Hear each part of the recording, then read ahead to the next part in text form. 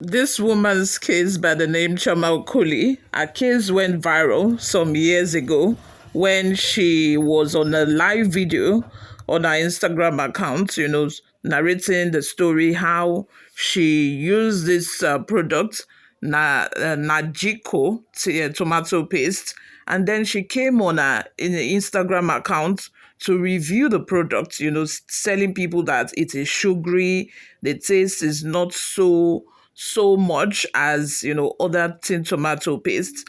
And then the owner of a company that produced this Najiko tomato paste, you know employed some police officers to arrest this woman. Though this woman lived in Abuja, she was taken to Taraba Magistrate Court to be tried. And now that she was granted bail some time ago, and she filed a motion against how this matter was handled in court.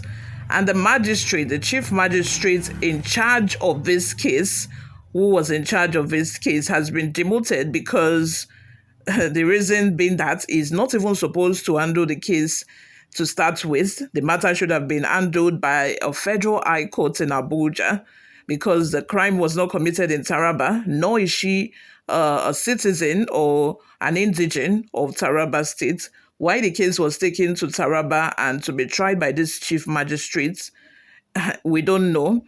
We don't know. We don't have any explanation for this other than the fact that, money has exchanged hands.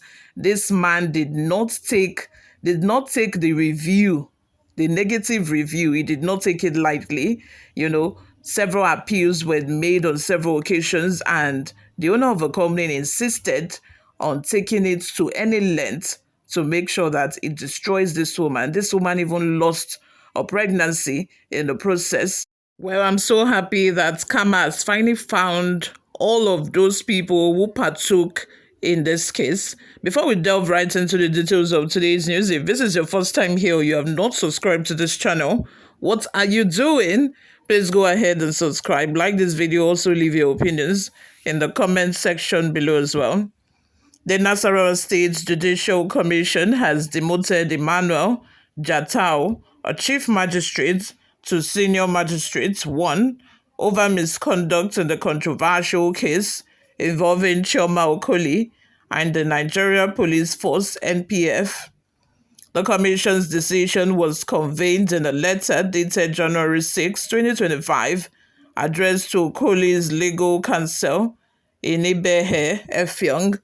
The letter, signed by the Commission Secretary, Yahaya Shafa, outlined the disciplinary action taken against Jatau.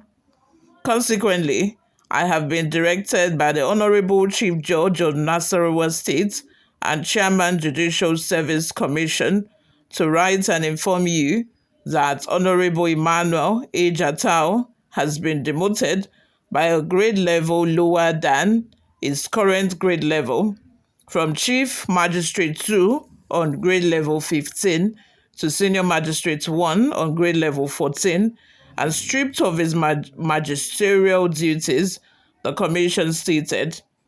The case dated back to September 17, 2023, when Chioma Okoli made a Facebook post claiming she had tested Najiko tomato mix, a product of Erisco Foods Limited, and found it sugary. The company responded, labeling her claim as untrue and unfounded. Shortly after her post, Okoli was arrested following a petition filed by Erisco Foods CEO Eric Omeofia. Her arrest drew public outrage, with many Nigerians demanding a release on social media. Now, if the CEO, the man who owns the company, if he had reached out to her saying that, oh, we saw your post, we saw what you said about our products, we think that, that the reaction or the review is not right. Okay, let us send you 2 cartons of our products. You probably bought fake ones. Let us send you 2 cartons of our product directly from the company for you to, do a taste test all over again so you can give another review. We have so many fake products all around, flying all around. That would have settled it. That would have settled it. For them, they could have even added that we would like to even pay you for the services because we see the kind of good works you're doing. I've seen a lot of, American influencers that have, gotten this kind of messages from companies that they have done reviews on.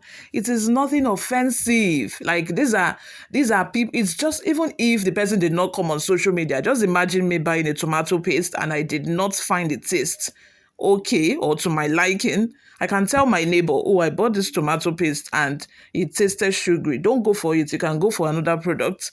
Is that not the same thing? It is the same thing. The difference is that Okoli has probably a lot of audience following her, and she came online to do the same thing. You don't even need to come online to talk about it before you bring out a bad product and a lot of people have bought it, they don't like it, and they stop buying it. Nobody needs to tell them. Before you know it, word of mouth alone is sufficient to do any marketing, and is also sufficient to do any demarketing if your product is bad. So I think that, this CEO, he needs to go back to school and learn marketing or learn a customer relationship, because if he had done what I just did, this matter would have just stopped there. It wouldn't have gone anywhere, because she would even be the best marketer for the company. She will start, before you know it, she will start singing the praises, of a company. Moving on. The police had obtained both an arrest warrant and a remand order from a magistrate court in Masaka, Nasarawa State, leading to her detention. She was later arraigned at the Federal High Court in Abuja, where she pleaded not guilty to charges of conspiracy and cyber stalking. Initially remanded at the Suleja Correctional Center, she was later granted bail. Amidst the legal battle, Okoli tragically suffered a miscarriage. Displeased with the court orders, Effiong filed a petition against Magistrate Jatau with the Nasarawa State Judicial Commission. Effiong described Jatau's actions as brazen, questioning the magistrate's decision to issue the warrant, despite Okoli neither residing in Nasarawa nor committing the alleged offenses there. Fundamentally, the Chief Magistrate Court, Masaka, Nasarawa State, lacks the territorial jurisdiction, to entertain the applications for warrant of arrest and warrant of commitment to prison on remand. Effiong wrote in the petition, the alleged offenses were not committed in Nasarawa State, nor is the defendant living in Nasarawa State.